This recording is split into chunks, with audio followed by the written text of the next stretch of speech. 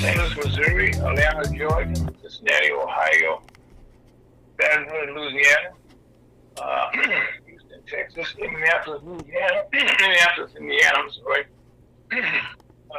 Topeka, Kansas, Greenville, North Carolina, Tennessee, Baltimore, Maryland, Scottsdale, Arizona, Minneapolis, Minnesota, Buffalo, New York, and Kansas City, Missouri, home of the Kansas City Chiefs. Welcome to lunch with the Missouri Latino Congress for a beautiful February the 4th. We have a radio month in this, and we have to be here. And I thank you so much. We have some technical difficulties today. Thank you for staying with us. But my name is Ira Poach, your host creator, along with Elder Aldo Lyles and Chuck DeBoe, and also Scott Owens, our engineer, who's going to get headaches today. And we are broadcasting live on FreedomUSA.com on beautiful Western Terrace, Los Angeles, and also Arnold, Missouri. And today we are happy to have as our prayer for today Elder Aldo Lyles, who's the pastor of the Walnut Park Bellwood Catholic Church, located at 5547 47th Avenue, Los Angeles, at 6120.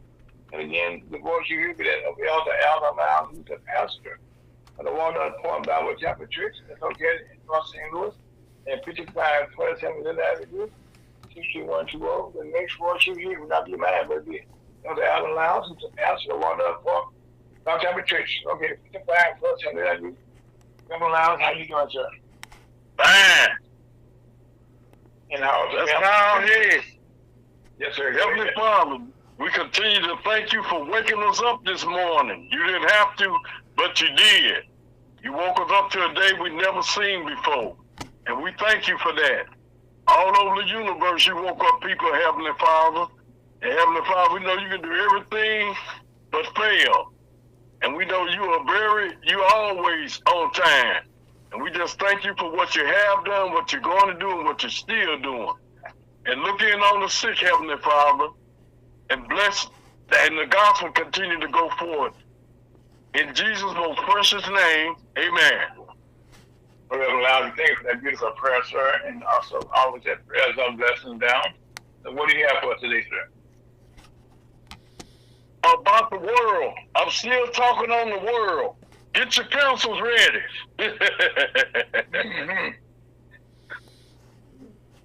I'm in Romans, the first chapter, okay. And verse 21. Mm-hmm. It said that the top of this, the 7 stages of Gentile world apostasy. Oh, wow. And an apostasy is those 17 attributes of the works of the flesh. And here's some more of them. That's why the world waxing worse and worse. Because here's some more of it right here. Because when they knew God, they glorified him not as God. That's what they doing now. Neither were they thankful, but became vain in their imagination, and their foolish heart was darkened. Professing themselves to be wise, they became fools, and changed the glory of the uncorruptible God into an image made like the corruptible man, to birds and 4-footed beasts and creeping things. Wherefore, God also gave them up to uncleanness through the lust of their own hearts, to dishonor their own bodies between themselves, who changed the truth of God into a lie, and worship and serve the creature more than the Creator, who is blessed forever. Amen. For this cause God gave them up unto vile affection. For even their women did change the natural use into that which is against nature. The women's doing that, and the men too. And likewise, also, the men leaving the natural use of the woman, burn in their lust one toward another, men with men working that which is unseemly, and receiving in themselves the recompense of their error, which was me. They doing that right now presently as I speak. Yes, sir. And even as they did not like to retain God in their knowledge, God gave them over to a reprobate mind to do those things which are not convenient, being filled with all unrighteousness, fornication, wickedness, covetousness, maliciousness, full of envy, murder, debate, deceit, malignity, whispers, backbiters, haters of God, despiteful, proud, boasters, inventors of evil things, disobedient to parents, without understanding, covenant breakers, without natural affection, implacable, unmerciful, who knowing the judgment of God, that they which commit such things are worthy of death, not only do the same, but have pleasure in them that do them. And that right there is what's going on in the world right now as I speak. That's a mouthful, real, right there. That's a whole mouthful. Yes, it is. But it's the truth, though.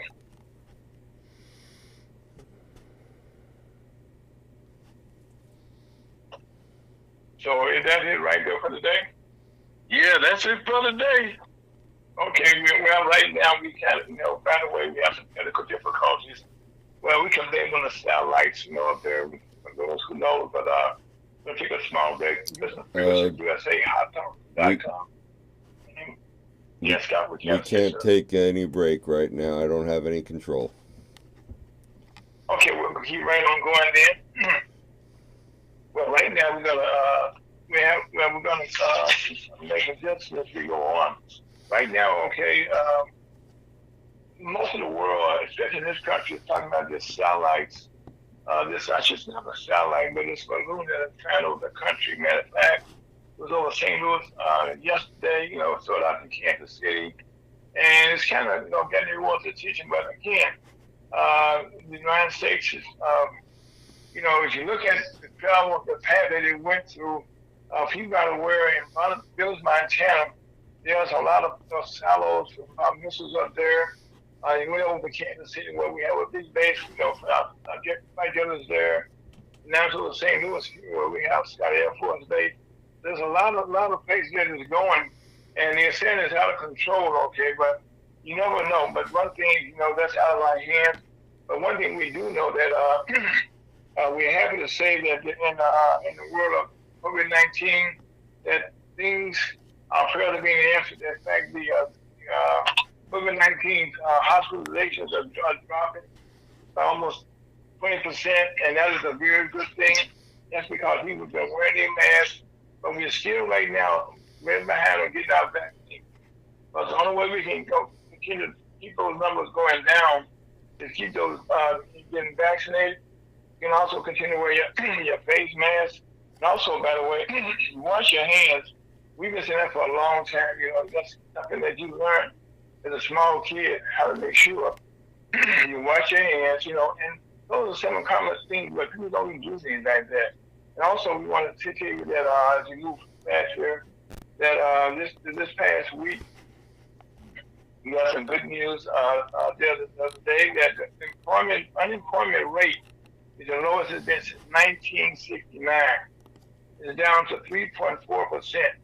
By the way, the jobs are over 517 new jobs were created. And we're talking about jobs, and this is kind of interesting why these jobs are being created. Jobs in the IT industry, high-tech industry, they're laying off.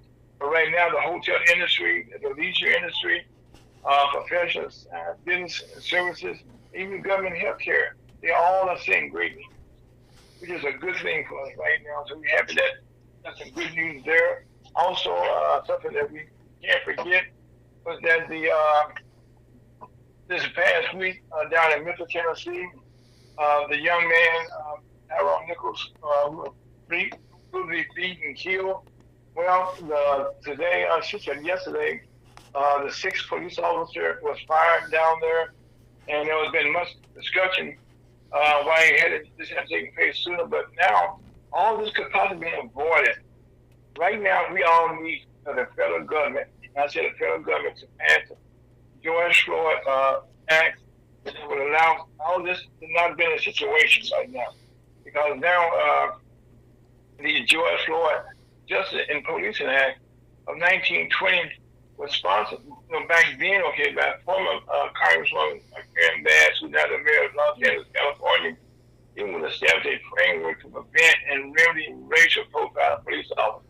But the biggest thing it was done, it was taking away qualified immunity, which means police officers will be responsible for their actions. They can lose their homes, they can lose their savings, they can lose their cars, they can be sued when they do something wrong. And these officers right now that think they've been fired, well, they're going to be dealt with. There's still a lot of other places around the country. I know personally, in my family, my grandson was beat in the Carolinas this past year. So this stuff continues to go on. And so we know we got to fight no matter where you are, it's taking place. And also, we have to understand that we as a people have to report things we see them in our neighborhood. Now, everybody said don't snitch. You know what I'm saying? Well, it's not snitching when you're protecting your own self. I know here in St. Louis and around the country, unemployment rates are up because people they can't find jobs. Well, some places people just don't know or have the skills. But there are training programs now that get the skills that you would need that you can be able to get a good job. You can be able to go someplace and get some training. And sometimes a job is when you're making like $6, $8, $10 an hour, $15 an hour. Well, that's kind of hard to know. If you're a single mother, and a young child, you got to put that child in daycare. Then you got to figure out to get gas. You got to feed them. And if they're in school, they got to get them clothes. But right now, we got to see the minimum wage got to increase. But one of the things now is that we got to train. And the good thing about the Biden administration is that there is now opportunities for you to go to school and you train at the same time. So right now, that's a very good thing that you can do. And also, as you have to look out, for your other members of your family. And I know I'm talking kind of fast, which is not my way of talking. But right now, some of the good news for the Democrats and the Black and Democratic Party, that this morning the Democrats voted to move their first primary to South Carolina, which is a very good thing. Because in the past, the primary would have been in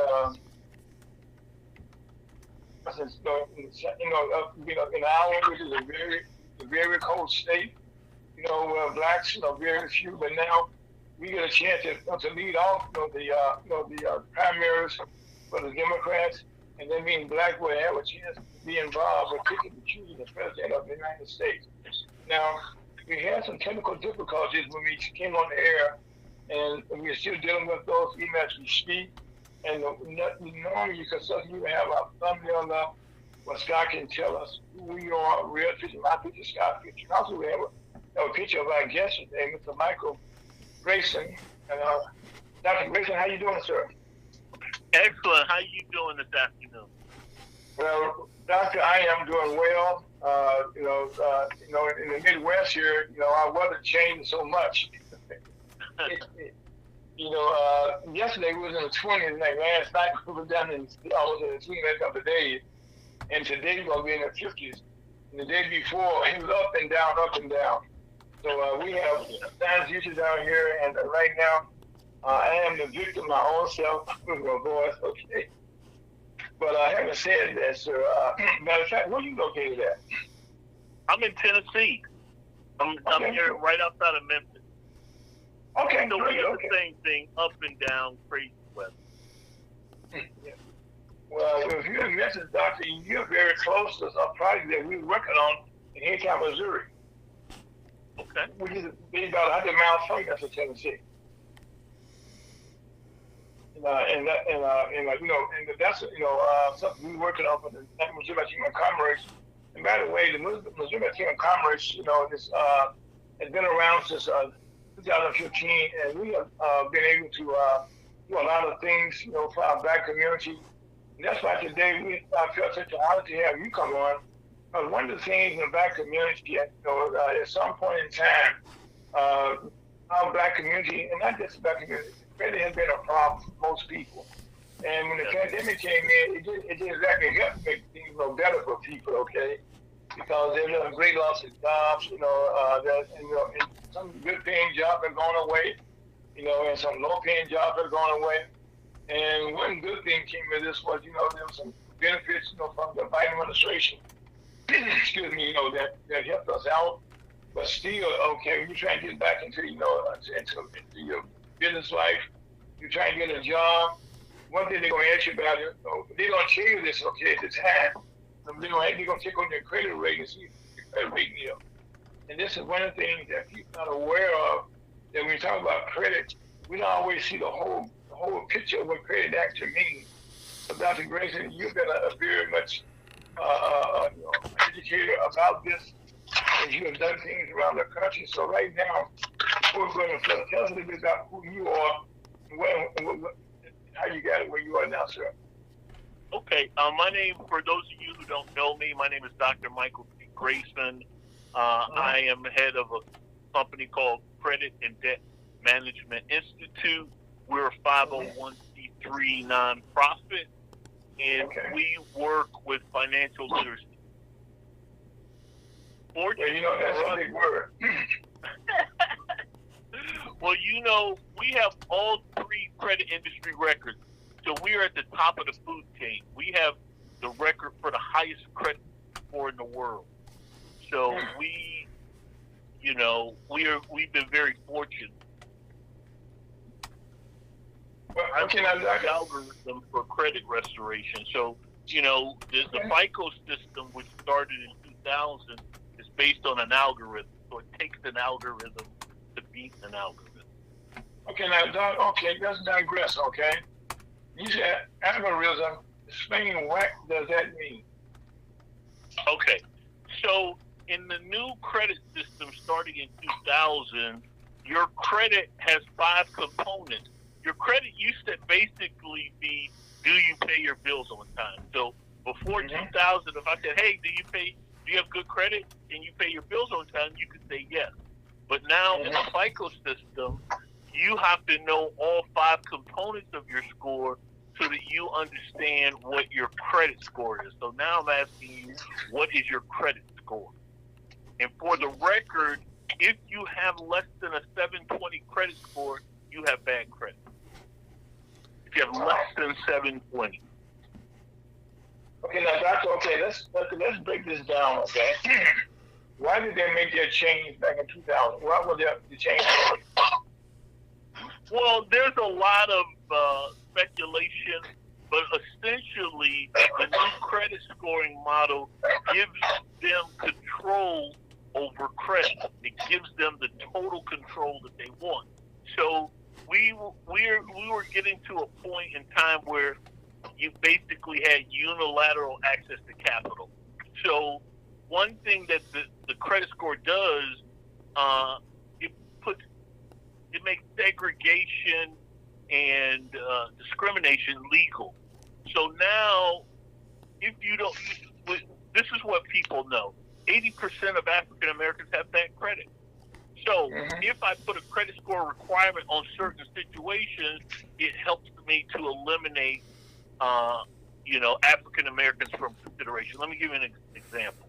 So Nissan Credit got sued by the federal government for discrimination because they weren't giving enough loans to minorities and African Americans. So their defense was, and the reason they didn't get fined, is they argued that African Americans have bad credit. So that's why we're not giving them a loan, or that's why every loan that they get is at a super high interest rate. Same with credit card companies. They're giving you, the average interest rate is over 20%, which is scary when you consider that every credit card company has a 0% interest rate. So credit scoring is a tool to keep you away from money. Okay, now Dr. Grayson, you don't understand it. Okay, Dr. Grayson, let's kind of dig a little deeper into this, if you don't mind. Okay.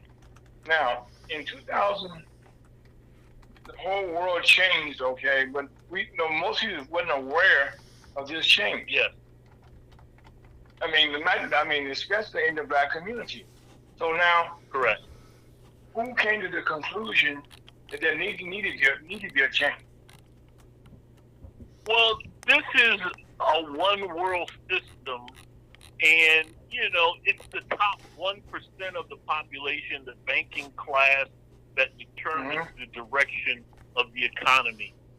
So, the credit system helps them keep control of the middle class. It helps them to moderate the middle class. The United States has the last true middle class anywhere in the world, and this new credit system is actually destroying the middle class and shrinking the middle class. So this is a tool that they can use to do the things that they really want to do, and that is control you. It's economic slavery. It's brilliant. I used to teach a class, and I told the class that Pharaoh invented the credit system because Pharaoh invented a system where free people act like slaves. So that's where we are today. So you're free, but you live like a slave. You have to work 2 jobs. Your family is hungry. You're living in substandard housing. That is not what free people do. That's what slaves do. So the financial slavery system, the credit system, is intrinsically tied to financial slavery. Okay, now, Doctor, I'm going to take you deep, okay? You just said that we could go back to Pharaoh. And so in this country, we're looking at it from a black perspective. That's what we're going. That's why I'm going with this. So now, and when I was in school, right now we are having the lowest unemployment rate since 1969. And that's going back a while. And I came out of high school in 1968. And so now, 1968, they had we were taught. In some schools, they had economics, what they call it, they taught economics, and all that was taught to us back then. I hear what you're saying was changed over in the year 2000. It just went away overnight, so to speak. Yes. And then a new system appeared. Am I right? Well, can I tell you something scary, though? Yeah, please. Okay, this is scary. A lot of people can't handle this reality. But Dr. Now show back to we go. We want to say, see, Doc. Let me say to you, okay? When I was a young man, they had a program called Dragnet, and on Dragnet, they taught us just the facts, okay? Okay. Right now, in order to bring in the FICO system, you needed it's a one world system based on algorithms. So you had to update all the computer hardware and software all over the world at one time, which was very expensive. Okay. So back in 2000, the world upgraded their hardware and software. They spent trillions doing it. You paid for your tax dollars, but they didn't want to tell you that they were using this tool to bring in the credit system to enslave you. So what did they tell you? Why did they tell you in 2000 they upgraded all the computer hardware and software? They didn't tell us. Yeah, they told you it was the Y2K bug. They told you that the clocks, when they hit 0, all the computers are going to blow up. Remember? Oh, Doc, wait a minute. Let's go back here, okay? Oh, my God. I'm okay. Yep. I know. I'm around the world, okay, they were saying that, at midnight of 1999, okay, at midnight, okay, there was some changes, when your computer systems, okay, and people were saying that they don't travel because, the clocks and watches, and, there's all this going on, okay, but I don't recall anywhere anybody saying nothing about what you just started talking about. Of course not. But think about it like this. The computer is a system. So if you believe that once the clock hit 12 o'clock, the computer is going to shut down, couldn't you just advance the clock on the computer and know exactly what it's going to do? I thought, well, that made good sense. Of course. Let me tell you something, right? Like, people talk a lot of smack about Bill Gates, right? Mm-hmm. You know, and Bill Gates was going to he was going to make a public announcement and say that Y2K was a hoax. And he was going to let you know what they were really doing. So I'm going to ask you if you remember. They did something to Bill Gates to shut him up back in 2000 because you know, he's rich. So he said, "Listen, I'm in the computer business. I'm not an idiot. So I know that if once the clock's hit 12 midnight, nothing's going to happen. So why you know, saying that about my industry? If it was a problem, Bill Gates would have came up with a solution, right? So he said, the truth is they're going to bring in the FICO system. How did they stop him back in 2000? Let's see if you can remember. Well, I think, he became one of the first billionaires, in this country, for one way. You know, and they allowed him to use his system. No, this is what happened. Let me tell you what happened. Go back and Google this. Right around 1999, the federal government sued Microsoft and Bill Gates for monopoly. They said, "You're too big, you're too powerful. We're going to break your company up into small pieces." I remember that, yes. Did they ever break him up into small pieces? Of course not. And Microsoft is bigger now than it ever was. But all they did was show him that you're rich, but you ain't that powerful.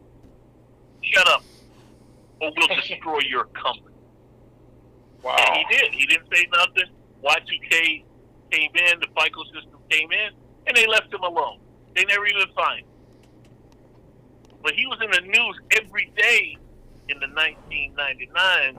They're all Microsoft is evil. We're going to break up Microsoft into pieces. Never happened. So right now, if I understand what you're saying, the algorithms, you know, and first of all, explain what the word algorithm means. You know, explain what that actually means. It's a formula that controls data, that allows you to arrange data in a way that's easy to control or to retrieve. So an algorithm, just think about it as a way to database information in a usable format. So if I hear what you're saying, Doctor, you know, this is kind of funny, but it's not funny. Okay, but back in, in 1999, if you did not have a computer or access to a computer at that time, you just got left behind overnight. Yeah. Essentially. But they still haven't taught you the credit system. Let me explain this to you. So during times of physical slavery, the slave masters agreed on one thing, and that was don't let the slaves learn how to read, because reading will destroy the slave system. So every slave master around the world, they would kill you if they caught you reading or teaching a slave to read. So let's fast forward to now. We're in a time of financial slavery. There's one thing that every slave master agrees on now. Do not let them learn the credit system. And I'm going to prove that to your audience. I want everybody to Google college, university, or high school offering a class on credit scoring system. See how many colleges, universities, high schools in this entire country that offers a class on the new credit scoring system. Guess how many I found? Where you found? Go ahead, I'm sorry, go ahead. I found 0. This is the first time I've ever Googled something and it came back with 0. Wow. So if you talk to any educator and you say as a young adult, what is the most important thing in the young adult's financial life? Everybody will say credit. So why aren't you teaching it? If you Google colleges or universities offering a class on knitting a dog sweater, universities teaching classes on not just knitting, but knitting dog sweaters. So they're saying that is more important than credit. Okay, Doctor, let's kind of go back, okay, to what you just said here. Now, they have universities, okay, that deal in financial literacy. Am I right? Yes. Yes. Now, in that financial literacy, you're saying in that it does not include how to deal with credit. How to deal with the credit scoring system. Everybody talks about credit, but they teach you the old credit system. They're not allowed to teach you the new credit system. If they did, you would have perfect credit. That's the one world order. That is the one world law. Do not teach them people about credit. That's the one world order. That's the way Satan wanted to keep you like that. That's the system of the devil. Yeah. It's a one world system.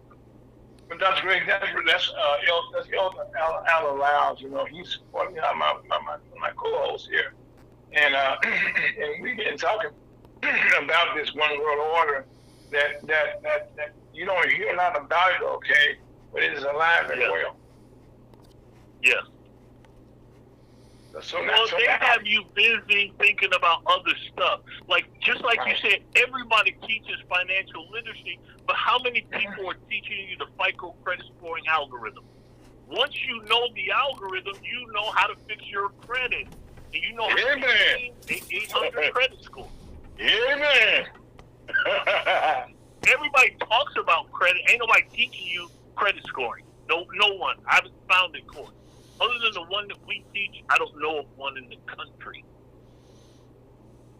I tried to get my class taught in colleges and universities, and I went to all the historical black colleges, and they agreed. They loved my course. They said, yes, we're going to teach this in the fall, right? This was back 20 years ago. And I got a call like a couple weeks before the fall semester, and they said, hey, we're going to have to pull your course. And I was like, what? And they said, we got a call from a certain bank. I ain't going to say the name of the bank, but this bank called them and said, if you teach Dr. Grace's course, we will pull all our funding. They even told one president, we're going to rip out our ATM machine. That's how serious they are about this. People, one of the things, let's break this down, why the banks and the colleges have this relationship. When someone goes to college, first thing that they get, okay, when they get on campus and they have orientation, they can get a credit card right away. Yeah. Without a job. Without a job, and normally you go with $300, $400, I don't know what the limits are, okay, but now you don't have a job, and you got a credit card, and you're saying, I got to buy some books. You use your credit card. Or when I ain't got no money, and I want to go out and deal with my friends, and they got money, I want to use my credit card. And before you know it, your credit card is maxed out. Yeah. And then you say, you got to start paying your credit card. And right now, you just found yourself with bad credit. Yeah. And so now the bank. That is the goal. For $300, they have just neutralized everything you hope to do. So you told your kids, go to school, get a good education, but when you graduate with bad credit, you are unemployable. So they just unwound your $50,000, $100,000 education for $300. Wow. It's a brilliant. Right now, the banks are saying they want to rip out them ATM machines, okay, but people can't go get money. From their, when they get money from their parents, whatever, who have bank accounts, and they're using those, okay, to money to their kids, on the college campus. And so the they just wanted to intimidate them so they wouldn't offer my credit scoring class. They're scared to death Because if your kids, they go to school, they work hard, they got a good education, but if they have bad credit, they're unemployable or underemployable. So they will still be limited and be part of the financial slavery system. If they came out with top of their class and perfect credit, if you taught the credit scoring class a year before they graduated, they would graduate with top honors and perfect credit. They would be unstoppable in America. No, by the way, okay, you listen to the program, and you can get our podcast, Facebook, YouTube, and Twitch, Spotify. Let me break this down to you. This is not a black issue. It's just on any college campus in the world. Yes. No, this is not just something that's dedicated toward black folks. You go to any university, when you get on campus in orientation, you're gonna find something there about how you can get a credit card. I know years ago, one of my daughters was visiting one of her cousins. We went for homecoming weekend, and so she was down there. Okay, she came back home. She got a credit card. And she shouldn't have it. And we said, no. It's okay. You can't use that. No. Why can't I? I said, well, first you ain't got a job. Okay, so that's number one. Yeah. And I said, when you back up, who's gonna pay for it? I hadn't thought about that. And that's all I'm saying. This is one of those things. And to be honest with you here, we hear a lot of stuff now. We're gonna come back to this in a few minutes, Dr. Man. But since we're talking about colleges now, another thing that most college students, when they are aware, but they don't understand it until they get out of school, and then they got a thing called, they got a college loan they have to pay back for their education. Yeah. And that's why one of the things that the Biden administration has been trying to, forgive some of your student debt. And that's money that's student debt is driving down your credit report. And so we're gonna come back to that again also in a few minutes, okay?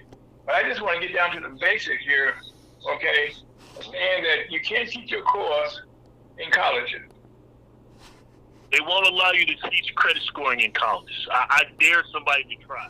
I would give you my course for free. If you're a college educator, you're high school, I don't care where you are. If you want to teach credit scoring, I will give you a class. I even tried to do this in the prison system.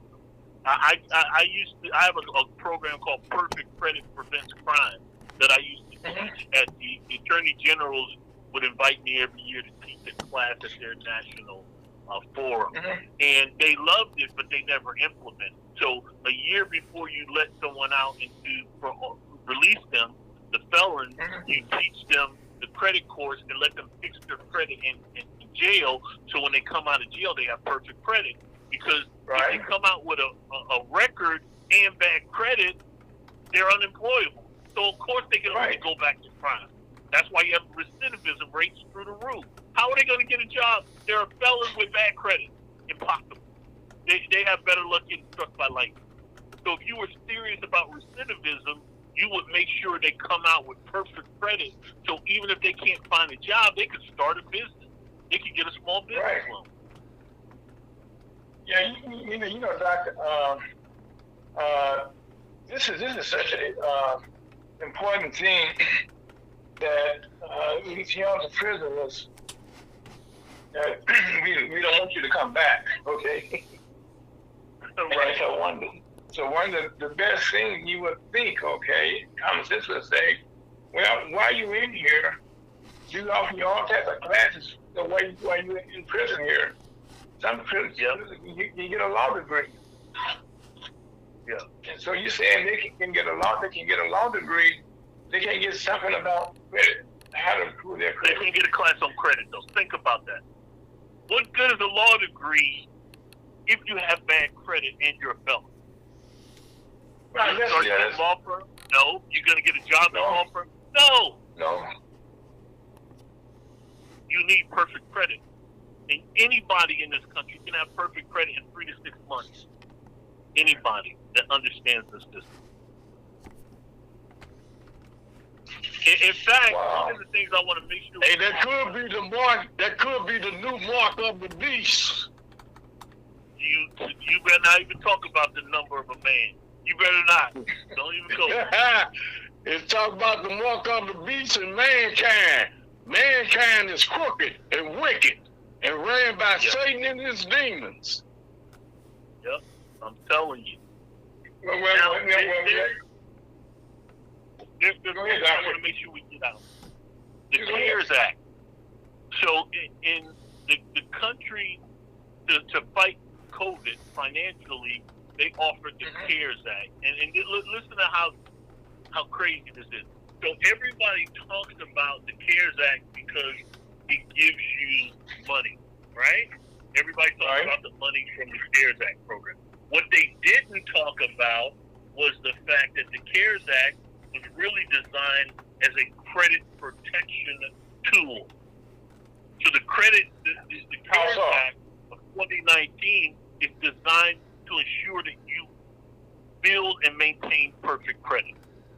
So if you Google CARES Act credit protection, so if you were listening to this program and you were impacted financially by COVID, the government allows you to fix your credit instantly. Okay, so if you were affected by COVID and you have bad credit, in 3 to 6 months you can have perfect credit. You only have up until May to apply, though. You only have until May. The president just announced he's shutting down the CARES Act. So the CARES Act shuts down when the government officially declares an end to COVID. He said in May he's going to declare into it. Right. Not a single person has talked about the credit protection.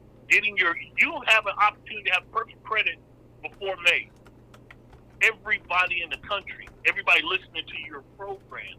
In fact, we started a program with the National Black Chamber of Commerce and a couple other very large organizations where we're giving all of their members. So if you're listening and you're a member, ask your leadership about our credit program.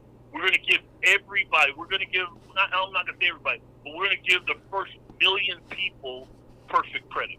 We're going to make sure you get an 800 credit score. We're going to give 1 million people 800 credit score before summer.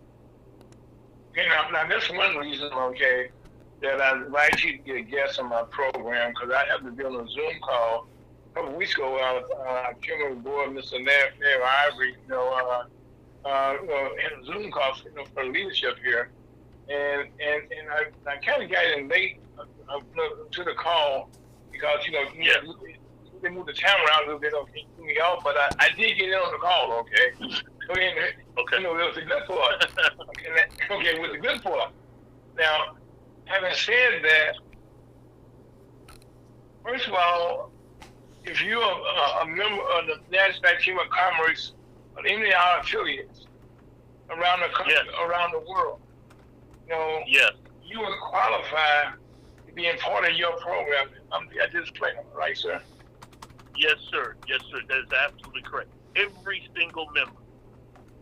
Okay, now, we tell people this is our program to say something 3 times, all right? So now I'm telling people right now, get your ink pen, get your pencils, get your cell phone, get whatever you can write a number down with, okay? So now, give us a number or some way they can contact you and say it 3 times. Okay, please, sir. Okay, no problem. So you can call any National Black Chamber of Commerce office, or you can call us directly. Our phone number is 888-551-5533. That number again, 888-551-5533. That's Credit and Debt Management Institute. 888-551-5533. And tell them you want to be included in our million person credit restoration program. And one of the reasons that we do this, I think most people don't realize in this country, and this is why they don't want to teach you credit scoring. In this country, once you hit 720 credit score, you are technically a millionaire in America because you have access to $1 million. So if you're listening to this program and you currently have a 720 credit score and you don't know how to borrow up to $1 million for business or investment, you need to give us a call. But in this program, we're going to give everybody 720 to 850 credit score, and then we're going to monetize their credit and give them up to $1 million. So the goal is 1 million people with access to $1 million, which if you multiply that together, that's a $1 trillion transition of wealth. 1 trillion. Okay, I'm gonna keep coming back to this, okay? Because one of the things, redundancy, and the more you hear something, the more yes, sir. You understand it. And I want people to understand now, you just told us today, which I just heard about this past week, the president said that come May, they're going to, in the COVID-19, programs. Yeah. So now, if someone listens to us right now on the 4th of February, and they start calling you next week, okay, is it possible for them, okay, to get their score up to a 720? In 3 to 6 months, every single person that calls today or tomorrow, in 3 to 6 months, the credit protection is built into the CARES Act. You just have to apply the right way. That is it. Guaranteed. There's no mystery. There's no if or no. There's no jumping through hurdles. All you have to do is apply through the CARES Act. That's why nobody will tell you about it. Google it for yourself. Credit protection in the CARES Act.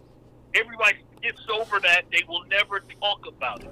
Credit protection. It allows you to restore your credit. It is illegal for, if you're in the CARES Act program, it's illegal for a creditor to mark your credit late. They can't even mark you late. They still have to have you paid as agreed, even if you're not paying them. The government anticipated this problem. They know if everybody's broke or sitting at home, shelter in place, they know that your credit's going to go bad, and the government needs you to have good credit so you can buy houses and cars and keep the economy rolling. These guys are on top of their game. We are not on top of our game. We have to use the tools in place. The government has really done an excellent job of giving us, they call them debt filters. So these are programs and laws that help you eliminate your debt completely and restore your credit. You don't need credit repair, bankruptcy, consumer credit counseling. That is crazy that people are applying for those things. You should go anything. If you think you have a student loan problem, like you mentioned this, Google student loan cancellation and forgiveness. That is the key words. If you guys don't remember nothing else from this program, remember the key words: cancellation and forgiveness. Any problem you have, credit card problem, mortgage problem, you Google cancellation forgiveness, and you can find the appropriate program to eliminate your debt. So if you have a student loan problem, or you think you do, which is impossible to have one, you Google student loan cancellation and forgiveness, you'll see the Obama student loan forgiveness program already. The only reason Biden is trying to give you more cancellation and forgiveness is because you ain't using the old stuff. The Obama plan is we use ICR, Income Contingent Repayment Plan, for our clients. It will give you a payment, and I want you to Google this for yourself because you ain't going to believe it. Your payments go to $0 per month. $0. So how can you have a student loan debt problem if your payments are $0 a month? Nobody's using it, and I apologize because I know ain't nobody teaching you. The colleges are scared to teach it. High schools are scared to teach it, and everybody else is making money off your ignorance.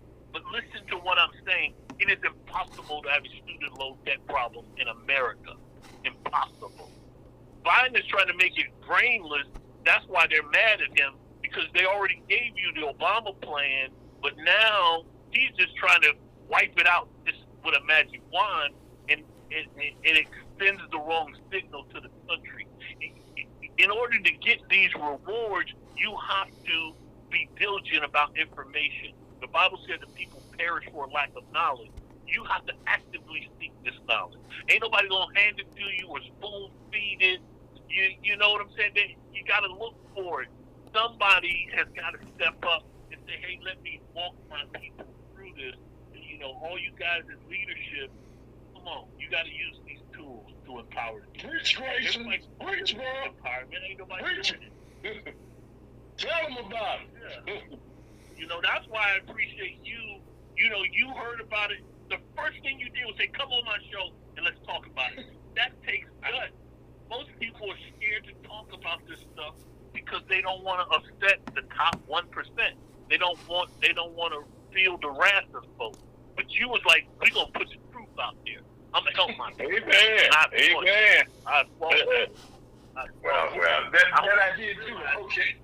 That you is serious about. You know, we've had many conversations, and I don't know if people know your heart and know how serious you are about empowering people. You ain't just talking about it. Everybody else just talking about it. Well, with Dr. Grayson, I know for a fact, there's no secret, okay? Years ago, back in 2015, when our late founder, Harry Out, came to St. Louis during the Michael Brown riots, for lack of a better description, okay? This is what it actually was in our black community. He had asked me to start the Missouri Black Chamber of Commerce, and I told him no about at least 4 or 5 times, you know, because I was a broken neck. And one thing he said to me, that made me rethink that, he said, there are programs of things that can help the state of Missouri, but we have nobody here that can work with that. And he said, well, we look at your background and know that you are the type of person, okay, that can do that. Now, having said it, okay, I took that as a sign. And most things, the state of Missouri is normally last, you know, in good news. Our teachers are lowest paid in the country. The federal and the state employees are normally last in pay. And right now, our legislators here in Missouri, they got all type of money from the Biden program, all these programs. The state got money, and they still, the government trying to give the workers a raise, and they refuse to give it to them. People here need health care, they refuse to give it to them. And so in Missouri, I have an uphill battle. And so what I'm doing here in Missouri now is trying to be a beacon with information. And with programs like you got a program in Haytown, Missouri, where it's a force in the state, and we trying to go down there and build and empower black people. We got to create opportunities for jobs, you know, for them to get things. And most black businessmen in the city of St. Louis, I did on a survey and read in the paper, I couldn't believe it. Was they make $100,000 a year, and then they successful. That ain't no money. That ain't no money. It ain't no money. With the banking system here, okay, is such that they don't want people to know what you do. And I want all my members to know what you have access to $1 million, because now you control your own financial destiny. All you need is a 720 credit score. That is it. Well, Dr. Grace, I got several people texting me already in my chamber, okay, saying I want to be a part of Mr. Grayson's program. That's this program already. You know what I'm saying? I mean, and so, but what I meant to say is that I'm not behind the 8 ball. I'm not even on the pool table. Yeah. I gotta get into the game. And that's why when I heard your conversation, I knew my people needed what you're doing. And you changing the language. That's what you're doing. You're teaching people the language of money. Mm-hmm. Well, right now, Doctor, it's funny though. All my relatives, they know me. They know what I do. So I teach them credit, even at a young age. Like I have one of my young niece. Her name is Olivia. She listens to my program and she takes notes. Now she's only 10 years old, but she's serious about credit. got a granddaughter. I got a granddaughter like that. She ain't playing. She a genius. You know, her friends are worried about social media and TikTok. She worried about how she can create inventions, start businesses, how to keep her credit good. That's why she don't really fit in, because they talking about stuff that she considers nonsensical. How does she want to know how to be successful? Well, Dr. Grayson, you know, when I was younger, and I know it hasn't changed that much, they were called geeks. Yeah, right. They weren't the person that was want to go party all the time. You know, want to go, you know, do this and do that. You know, most of my life, okay, I've been always interested, okay, so understand how stuff works. You know, in my past life with teachers, you know, I would talk leadership, how to get to organize the people. And so, those skills in Missouri, that our chamber, we don't get a lot of publicity, but we are making changes in our community. Nice. Anytime Missouri, we just purchased, okay, land of $165,000 and preparing to build a cell on top on that. You know, we already working on putting chambers, in all over the state. Kansas, we've done great things in Kansas City. But the good thing about it, Dr. Grace, I like to say to people, we're not in debt to nobody. There you go. Now, do we have any money? No. But we're still not in debt, and we're still doing stuff. Yeah. Amen. We're still trying to make stuff happen. Yes, sir. You know what I'm saying? And I like right now, okay, to be here in Missouri, you know, I have no problem talking to our state legislators here, okay, education people here. While they're fighting it right now, it's just a piece of pitiful about this, about what's being taught, you know, Black history and stuff. Well, they definitely don't want to talk about financial literacy. Oh, get out of here. No. You know, and we both know that, okay? So right now, that's not even in the discussion.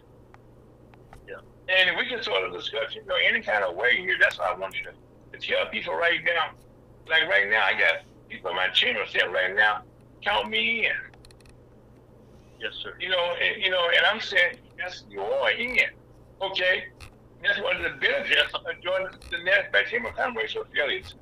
The one we have in state of Missouri. Your chamber is doing something. You're not just, everybody talk about we're going to empower small businesses, but it's just a conversation. You know, I applaud you're creating programs like this to get real-time solutions now in the next 3 to 6 months.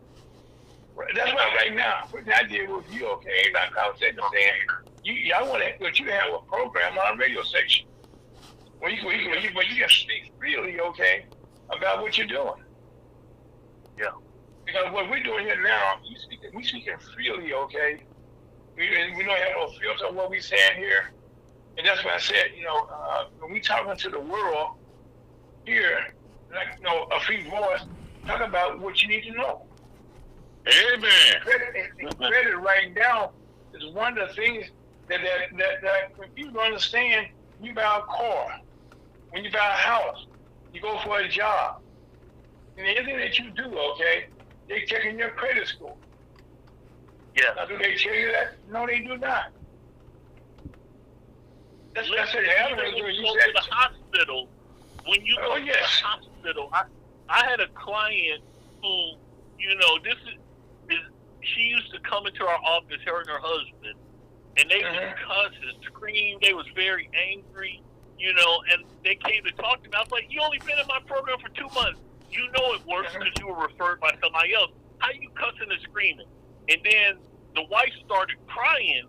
She said she had terminal cancer.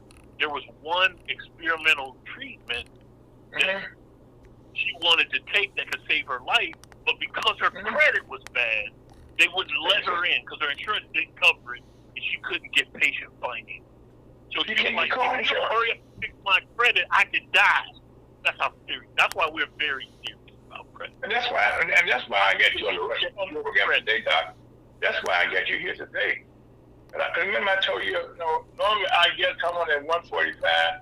I want you to come on at 1:30.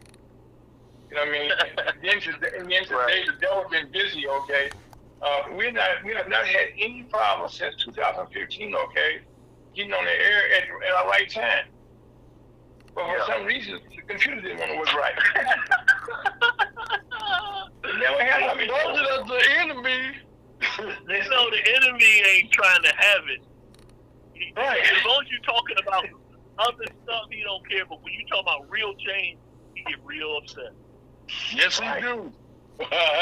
He sure do. And if you notice right now, I did ask Reverend Lau cut his teeth short, to make sure we had time. I cut out what I normally talk about, so I want to make sure at 1:30 that you had the time I promised to you.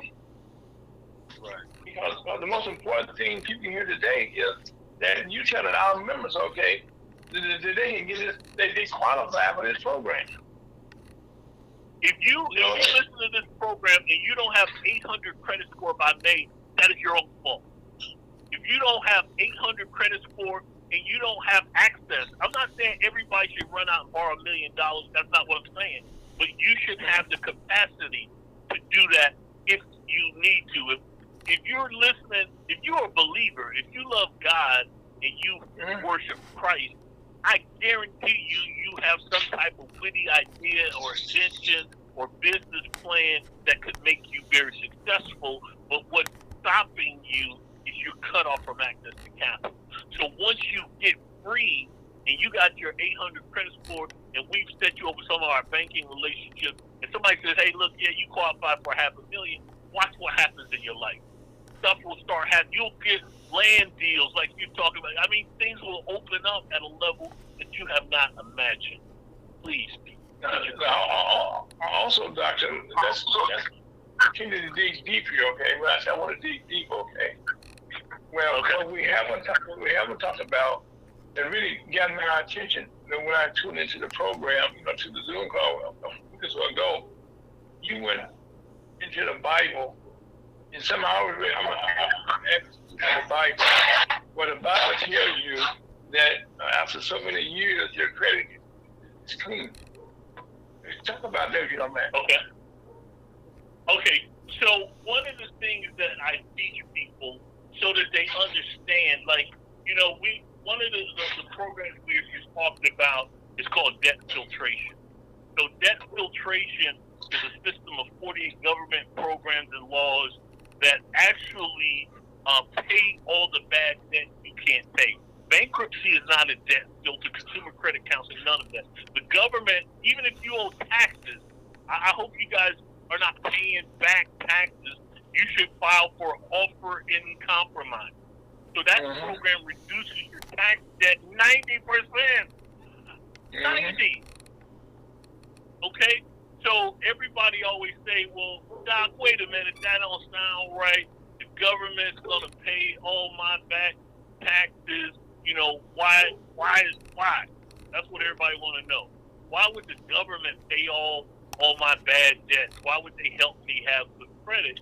So I let them know there's two reasons. The first reason is because God said so. Don't forget, this country was started by people who came from debt-oppressive societies, and they were very religious folk. Okay? So they structured our government based on biblical principles. So there's two biblical principles in the Bible that shape our entire economy. And I want you guys to have it. Okay, write this down, please. Luke 7:41-42.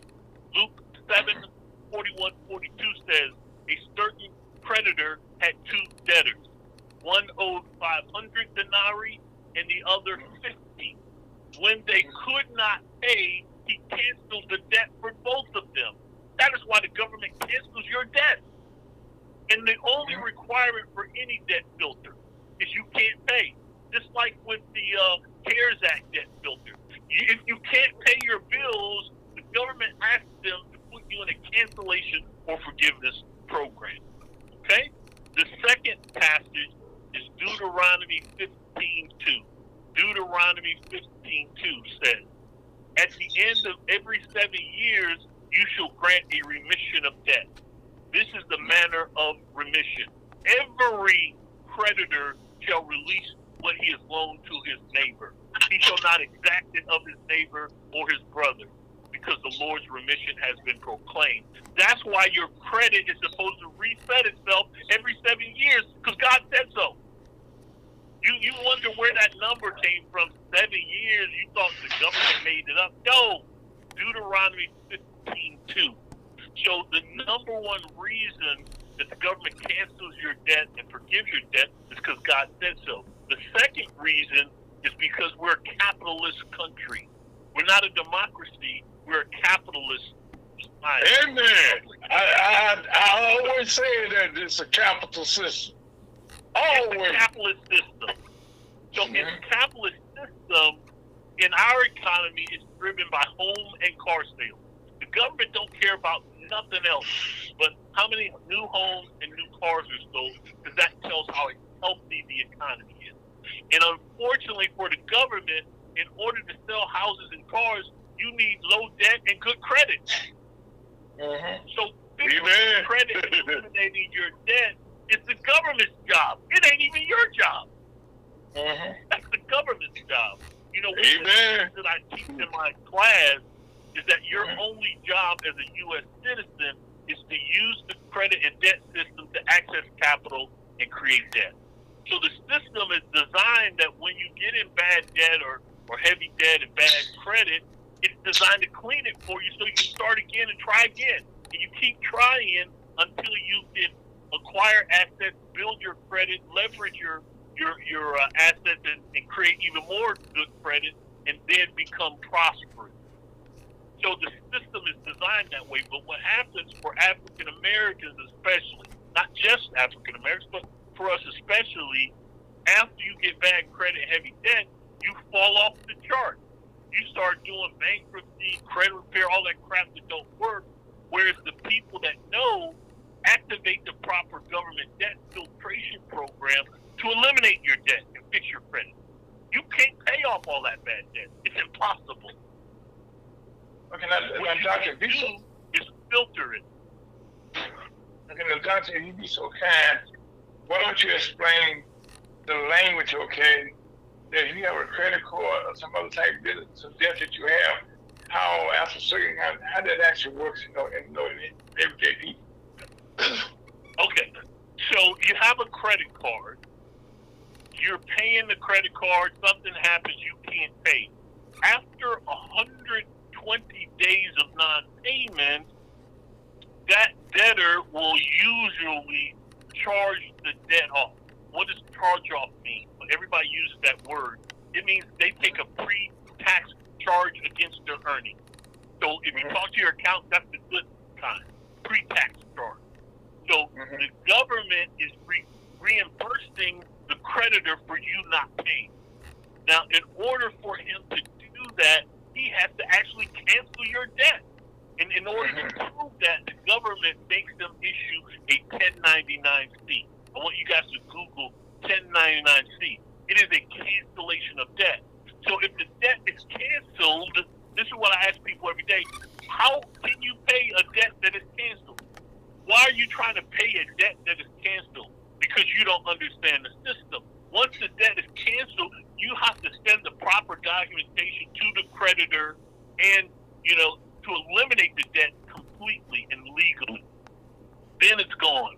So what we do, and you'll see through our program, we don't do credit repair, because credit repair is unfortunately fraud. So credit repair people tell the credit bureaus that this account is not mine. That is your account. You know you ain't paying them people. That is fraud. That's fake fraud.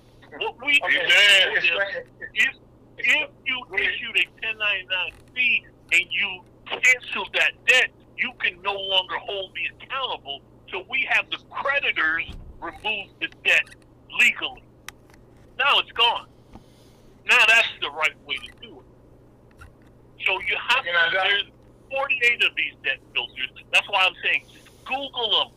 If you have trouble, if you can pay your bills, pay your bills. I ain't telling you not to. I pay all my bills. I ain't never late.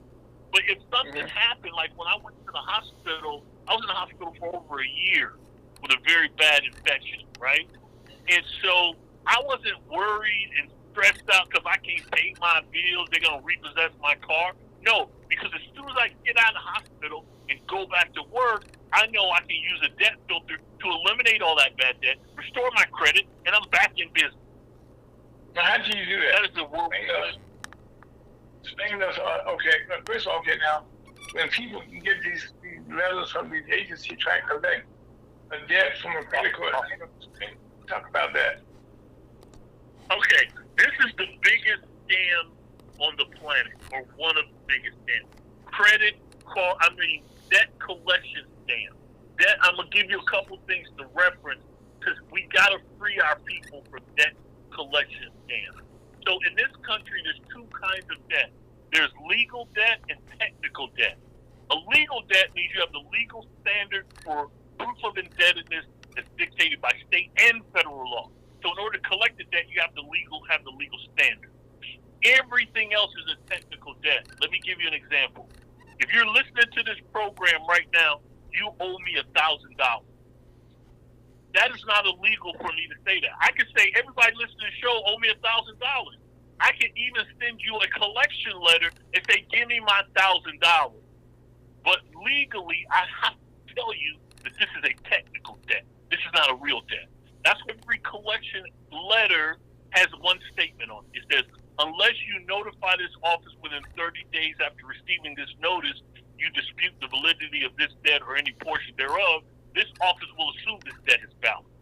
That turns this piece of paper into a contract. The contract is giving you two choices: pay the debt or simply dispute it.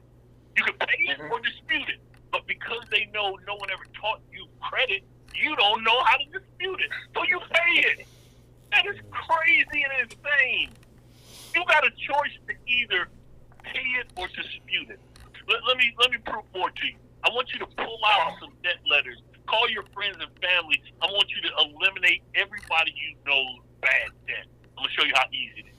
Okay, if you look at any debt collection letter, it says the named creditor has placed this account with our office for collection. Now notice they said they placed it with our office. They placed it. That is a legally technical word, placed. It's legally proficient. It's legally accurate. Legally accurate. They didn't say that they bought the debt. They didn't say that they were hired to collect the debt, because both of those are lies. They allow you to lie to yourself. They didn't tell you that they bought this debt and now it's their debt and you got to pay them. That is a lie. The debt's been canceled. They didn't tell you that the creditor hired them to collect the money you owe. That is a lie. What they did tell you is, I don't know how the hell it got it. I'm sorry. I don't know how this debt got in my office. You can say,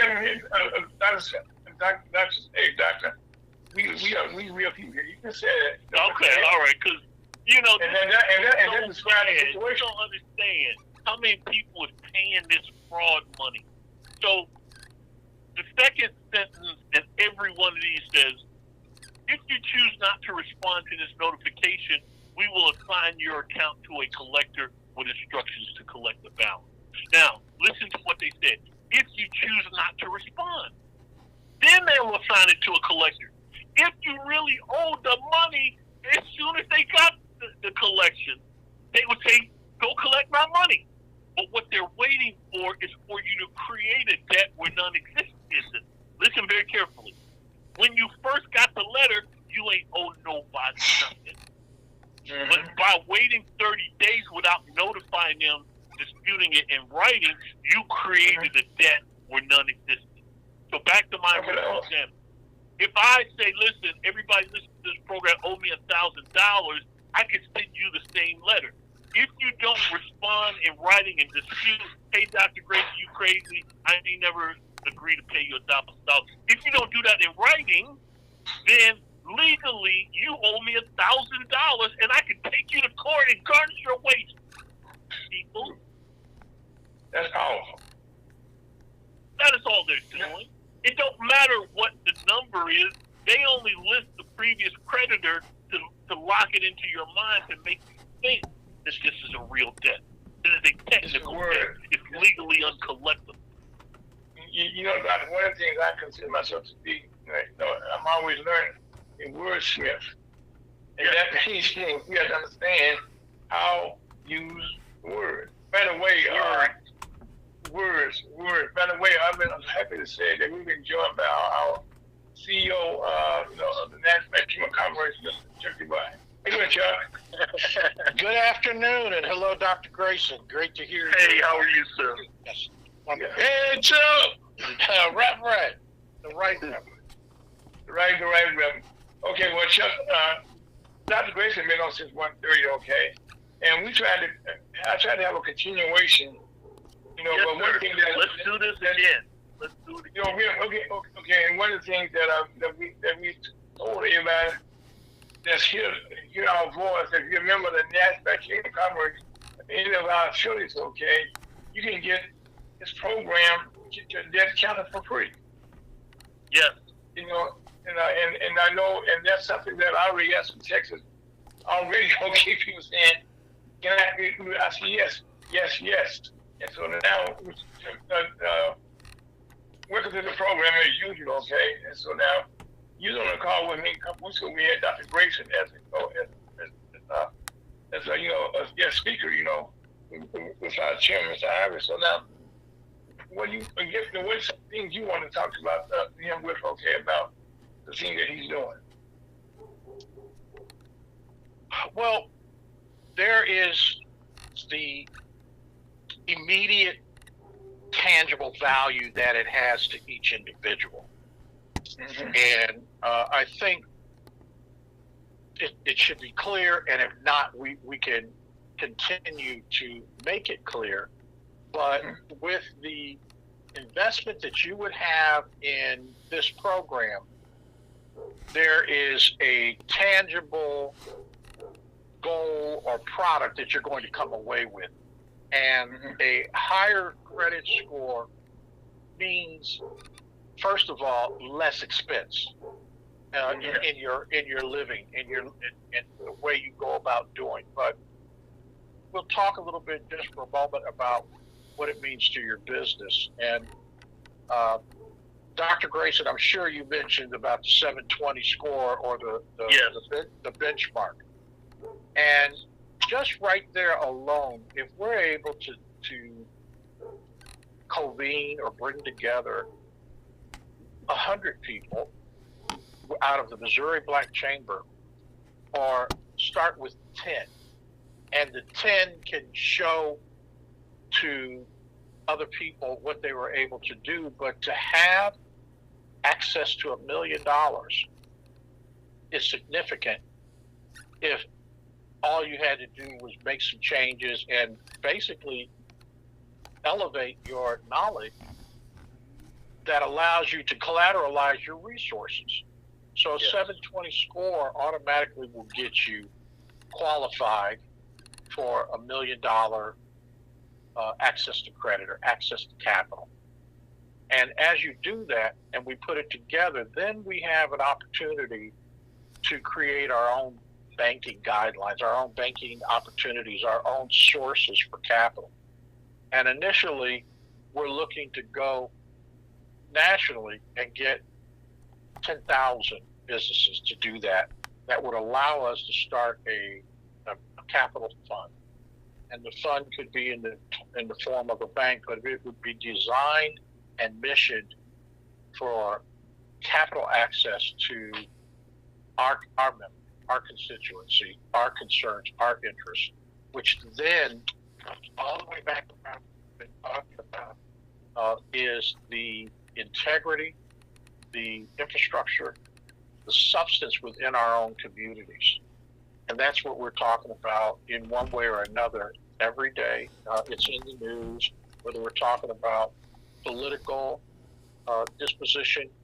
I mean, Ira, we've been talking about why, for what reason would we need in this point in time to reverse Roe versus Wade? Why? And why would Governor Santos decide that he doesn't want Afro-descendant history no longer a part of the curriculum? Well, it's because we're getting too smart, or the amount of news or information has come so readily available that whether you go to school or not, it comes into your life. You know, we talk about everything from mental health to food security to why are the police doing what they're doing in such a way and getting away with it? And what are the consequences and what accountability do we have? We're talking about with our Black business certification, we're talking about our own data, our own tracking, policing and holding ourselves accountable first. When we talk about why would the National Black Chamber of Commerce partner with the National Business League to form the National Alliance for Black Business that then introduced the Black Business Enterprise certification and to come with a scorecard? And lo and behold, within hours, within 24 hours of announcing that, we have Fortune 500 companies. I'm talking about Fortune 10, Fortune 5, the biggest of the companies, contacting us and saying they'd very much like to have the information and they very much like to know about it because they're having challenges with their own vendor, their diversity. I mean, if you think about it, right now, everybody's in a bucket for minority. And when I say everybody, I mean you've got more white folks as minorities now because you could be a woman, you could be a veteran, you could be LBGT, and you're still in there. I mean, I was talking to a guy this week that was Black, gay, veteran, I mean, every kind of certification and set aside or merit badge he could get. He was getting it, and he still wasn't getting the type of contracting opportunity he thought he should have. But in the end, we all need the money, we all need the access. But if we were to raise not only our financial coefficient, but raise our intellectual coefficient of understanding society and what role we could play in it, that if we were to command that $1 trillion power that we have in our spending and bring it back within our own community, we would just blow right by everybody else out. Yes. So I'm going to leave it with that, gentlemen, at this point, because I can go on and talk about the needs, but really what we're talking about here is a call to action. Well, right now, like I said, I got several members already contacting me, okay, saying count me in already, you know, here in Missouri, you know, and I know there will be other people, but I think I told him that when I met him on our call a couple weeks ago, come here, I was on you know, Chuck, on our show, we talk facts to facts. You know, we want people to know why they're not getting, why they've been treated the way they've been treated. And how can they do something about it? How can they do something about it, you know? And this, to me, is a remedy for that. I mean, we're not just talking smack or BS, okay? We're saying, here's somebody right now that can change your life. And if you're a member of the Missouri Chamber of Commerce, or you're a member of the National Chamber of Commerce out of Illinois, out of Georgia, Delaware, wherever, okay? We are trying to talk to our memberships around the world, and not just in this country, over in Bogota, Colombia, places like that. So where you been? Amen. So one of the things, okay, Dr. Grace, I'm not sure you're aware, Chuck is, I call him this for years, he's a global ambassador. Okay. I can't count the countries Chuck has been to. Matter of fact, down in Bogota, in Colombia, our former leaders, Harry Alfred K. Bo, Alfred, their message they taught down in Colombia was the reason now that they have a first black female president of their country. Tell them about that, Chuck.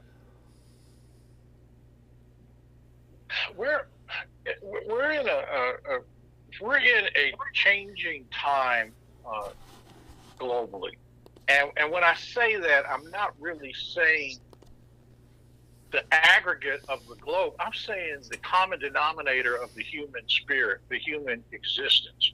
You know, we could go back maybe 10 years, and with the advent of social media, there were things happening like the Arab Spring. And they pushed back, but they were able to organize, and the students were able to lead the way, and women started saying, no, we have rights.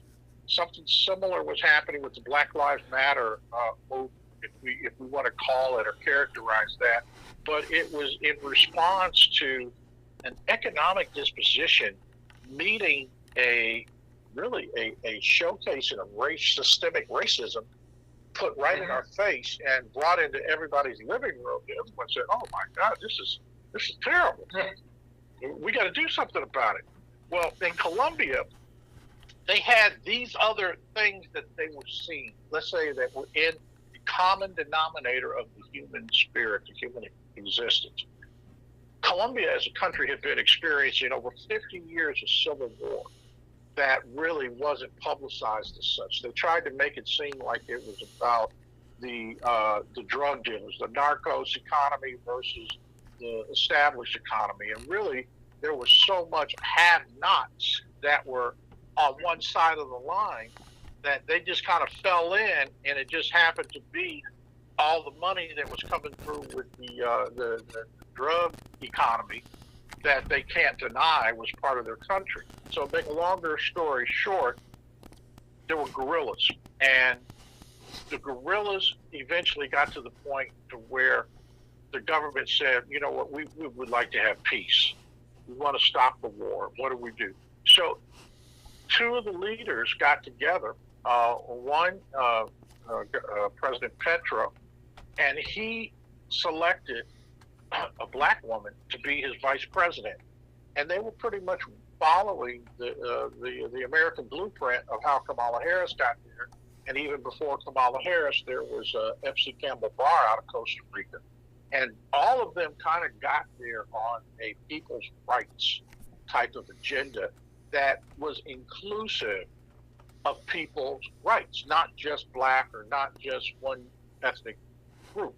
So anyway, this group got elected as and totally was like a leftist. These were people that had previously been carrying AK-47s and challenging the status quo, challenging the haves for how they had disenfranchised the rest of the country. And basically the poor people got together, voted together, and got their candidates in office. And one of the first things that started happening when they got in office is they were talking about reparations. And they went further to say, we're not just going to talk about it, we're going to do something about it. And one of the first things they did was they began to buy land back from the people they felt were holding lands that really truly had belonged to disenfranchised people. So that's through some of the black areas, through some of the indigenous areas. And they would buy the land and then turn around and give it to the disenfranchised folks. And they would then say to the National Black Chamber of Commerce, can you help us monetize this value? So these people aren't just given land and then here comes a tax assessment or other liabilities that go with being landowners while you're sitting there scratching your head trying to figure out, how do I monetize? What do I do with it? And so one of the things we've been able to do is to talk not only to the American government, but to some of the branches where we have food shortages. And as crazy as it is, America has the capacity to feed ourselves 5 times over. But for all the various reasons, we're not doing that. We actually got people starving. I mean, they're calling it food insecurity. But you're talking about going to school hungry, being there. There used to be, during the pandemic and right after the pandemic, you could go to school and get a breakfast and get a lunch, regardless of what was going on at your house or what your economic disposition was. Well, those programs are being cut out. So now there's over $5 billion worth of vegetables and fruit, things that need to be purchased by the military.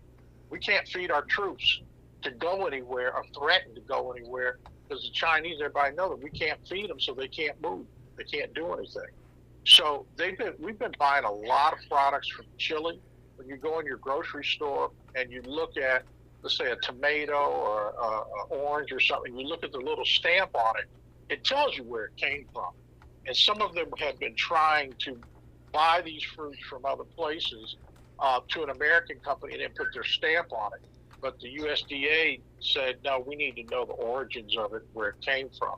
So with that, we do have large-scale farmers that are already with USDA certification, and they are selling to the government now. But we're looking at how we're able to take the smaller farmers, include them in this larger economic piece that then becomes economic empowerment, that raises the whole value, the GDP of that country. But she's going, Francia Marquez is her name, she's going to the UN, and she's looking for all the major countries around the world to forgive the debt to the smaller countries and to offer reparations. So there have been these sorts of discussions here, but part of we're going to connect the dots a little bit here. So why might you not want your children to know about the history of slavery? Well, if you're not black, or if you are or not, you're going to have a feeling about this one way or the other.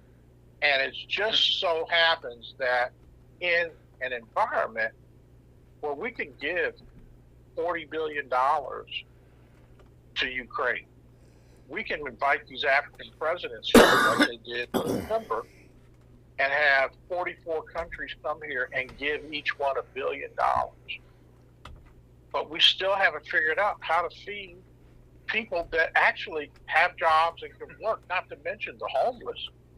We don't have that in the mix. So we're saying reparations may not be such a bad thing if I understand what is all involved. And that's why they don't want you to know about it as a child coming up, or as a fresh, neutral mind being programmed with information.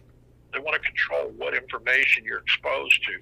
And whether you get it in school or whether you get it off of TV or wherever, you eventually don't figure it out, because everybody else in the world is being taught this. They know what happened here, and they know how in the world did these black people get all over the world that are all from Africa. So we've got over 200 million Afro descendants just through Latin America alone. They'll tell us here in America, well, it's only about 33. What, maybe we'll give you a benefit of the doubt. Might be 40 million of you in the U.S., but it's 330 million. Yeah, that's if you don't count everybody else. There's 150 to 200 million black folks in Nigeria alone. So what happens when we get our credit together? What happens when we start and able to communicate? What happens if we actually own some land, or we got some commerce or some business or some things that we can do with each other? All of a sudden, what we think matters. And we're not just being led around or told to stay up on your porch and we'll deliver you a box of cheese or whatever the welfare program is promising, and get you complacent to do that, because you at the same time, you're trying to figure out how these people don't work and be driving all kind of nice cars, be going all over the world doing things. It's like, what's going on in society? And at the same time that we're talking about a lack of food, so, okay, now you got your little money, but you go to the grocery store and say a dozen eggs might be $7. And you're saying, wow, I got some money, but now what do I do? Do I pay my rent? Do I pay my utilities? Or are we just going to have to cut back on some food? Because we just don't have enough, because the game is designed with just you can see it, you can smell it, but it's just beyond your reach. So anyway, I'm going off on tangents and talking about a lot of different things, but it all comes back to the point. That is our mission: economic empowerment, entrepreneurs. And that's really what we got at the core. I guess I'm saying, Dr. Grace, Chuck just gave you a demonstration, okay, how powerful the blacks can be if they come together. And that's the mission, okay, yes, that sir. Chuck has taken. And that's why, I was on the call with you a couple weeks ago. You did not understand the dynamics, okay? Like right now on this station today, okay, you may not have a lot of listeners today, okay, but we on Spotify. You can find us on Apple. Yes. Your message right now, okay, is codified in history. That you can refer people to this to us right now by saying, lunch with them, do like you in commerce. And here you're talking about financial literacy in the way it is how it affects black folks. There's no place else. It may give you a 15-minute break someplace, a 5-minute someplace, but you have had over an hour right now to talk about what we need to talk about that hasn't been talked about. Yes, sir. And that's what we do here, all right, Chuck? Absolutely. You know, it's no secret, okay, that like you said before, you know, information. And we want people to hear what Dr. Grayson is doing. Amen. Because Dr. Grayson said, you grow, we grow. Yes, sir. That's how it works. Now, you have people, okay, if our members, they have them understood. They can say, guess what? The NASDAQ team coming, you have me get my credit together with Dr. Grayson. I'm going to get for me. I mean, most chambers you get into, okay, you know, they saying they're going to help you, but we can report the direct community credit card. It don't like just change around. And guess what? I can't remember the back human commerce. Or either Illinois or Delaware or either Wisconsin, Georgia. And that's my goal, okay, with our members, okay, is to hear who didn't hear what you talked about a couple weeks ago. That make good sense to you, Doctor? Yes, sir. That's the plan. That's the plan. You know, that's the plan. Like I said, this is not be a one-shot wonder. You know, in music, okay, a lot of people that were one-shot wonders. Well, you're not going to be a one-shot wonder for what I'm concerned. Like I said, we don't have to be the biggest chamber, right? It's Secretary, okay? But we're doing a whole lot of stuff other chambers are not doing. We're trying to empower our members, okay? Like I say in Missouri, we don't have a lot of black business owners, okay, that are independently owned, they actually own their own company. So we got to create that. And right now, when you have to get their credit together, it goes a long ways, okay, to make them really independent. Amen. And that's what because you're trying to be able to be easier for you to mobilize quicker and get things done just because you are small. Right. Oh, that's why we're not complaining. No, we're not complaining, okay? We kind of under the radar. The project in Haytown, Missouri, we already got the first piece, okay, with $9 million. And we're building down the 8 units of affordable housing. And that's right outside of nothing. Folks, I hate to say this, but I need to remind you of the clock on the wall. Just 5 minutes, okay. And right now, Dr. Grayson, that complex that we built will be named after Dr. You can call him Dr. Bishop Lawrence Woodson, who was like one of the number 3 in the Church of God in Christ. And we're going to honor that man, okay? I think that's after him. Like, can I do it in St. Louis? No. But right now, Haytown is on 100 miles from Memphis, Tennessee, where the Church of God in Christ is based at. So y'all can come up to Haytown and see what a black man is done. One of their members. And so we empower people that if I can do it, if I can do it, Chuck can do it, you can do it, but you got to put your mind to it, right, Chuck? That's right. That's right. I'd like to just take the last few minutes here, Ira, and say all yours. Well, I just want to say how do we call this to action? You know, I'm going to defer it to you and Dr. Grayson to pull the programming component together, make whatever arrangements or relationships are needed so that we can continue to prototype this program and see if we can get a model, a test going right here from Missouri Black Chamber of Commerce. We're going to stay on it and focus it, but we want to show proof of concept that we can take it around the rest of the country. Yes. Yeah, man. That's great. If you offer that, I'm offer that. Beautiful. You got to start someplace. Well, I mean, Rivers in, Scott is in, okay, and, you know, and we all remember the back team of Commerce, so. And Ira, we're gonna also offer the Black Business Enterprise Certification to all those businesses that sign up for this program.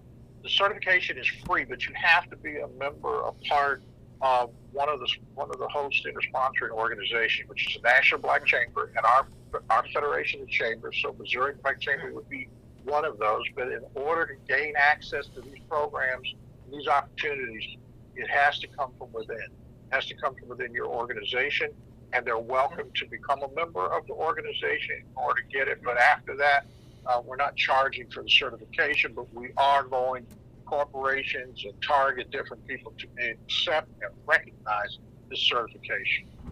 Yeah, I mean. Amen. Amen. Dr. Grayson, are you in? Yeah, I'm in 100%. Whatever you need from me, you know you got it. Okay, well, you know, Chuck is my leader, okay? When he gives me assignments, you know, Chuck, I go to work. Thank you so much. Okay, well, I think right now the clock on the wall, someplace on the wall, is saying that we're in that last hour there. But Dr. Grace, I want to thank you for taking the time today, okay, on your busy schedule, you know, to come to us, you know, and say, we've been heard on Facebook, YouTube, Spotify. You know, you can hear it on all our podcasts. And, you know, they're putting not Missouri Chamber of Commerce, okay? And they go in right now, they're going to see your picture on the wall, okay? So they're going to see who you are. And so, thank you for taking the time, okay? I think Reverend Elder Loud, I think Scott Warren, because today, we're acting crazy. We're acting crazy, but Scott got it together. Okay, so, you know, and we think our illustrious CEO took you both and taking the time on this schedule. My name is Aaron Folks. You know, I'm here to serve. You know, we stay here in Missouri. You know, right now we're here to serve. We always have prayers our best now. Listen, lunch in Missouri Chamber of Commerce bring us at USAHotCourier.com. And on that note, we said life is good, and talk to you again next week. Yeah, man. Dr. Grayson, again, thank you. Have a great day. Thank you. Life should be safe. Thank you.